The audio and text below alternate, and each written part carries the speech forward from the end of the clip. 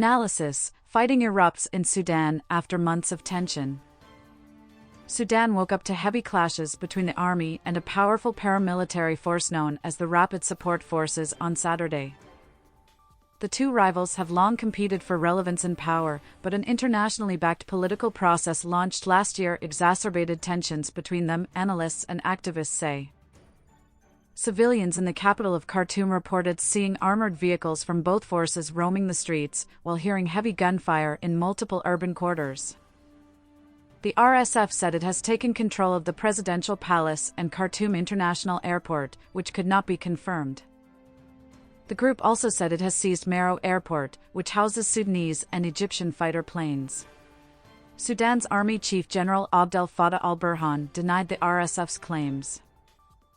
Al Jazeera was not able to verify the claims, and the situation on the ground remained unclear. Witnesses cited fighter planes in the air, presumably from the army, since the RSF does not have an aerial arsenal. "Planes are literally flying over our house. We can hear shooting everywhere," Dania Adabani, a Sudanese activist, told Al Jazeera from Khartoum. A doctors group said at least 3 civilians were killed as the fighting escalated, including 2 at the Khartoum airport and 1 in North Kordofan state.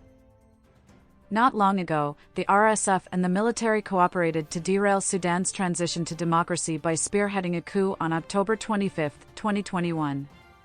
The move triggered a year of anti-coup protests and international pressure, prompting both forces to sign the framework agreement on December 5.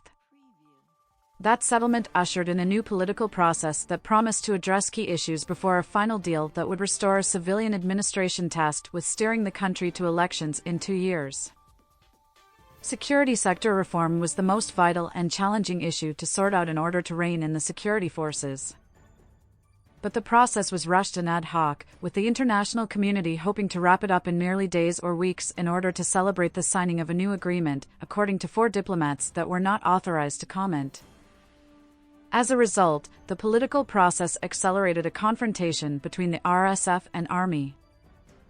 A fighter aircraft flies over Khartoum during clashes between the paramilitary Rapid Support Forces and the army in Khartoum, Sudan, April 15, 2023. The Framework Agreement. Brought to the 4 key existential issues for both forces and their leaderships, such as integration into a single army, military divestment from lucrative sectors of the economy, and the prospect of facing justice for past abuses, Jonas Horner, an independent consultant. Most of all, the two forces feared being left weaker than the other. Source of tensions. The RSF evolved from Arab armed groups that have been accused of carrying out massacres in Darfur in the early 2000s, according to global rights groups including Human Rights Watch and Amnesty International. It was created in 2013 by former President Omar al-Bashir, who placed the group directly under his command and tasked it with protecting his rule from top army generals and his feared intelligence service. The plan did not work.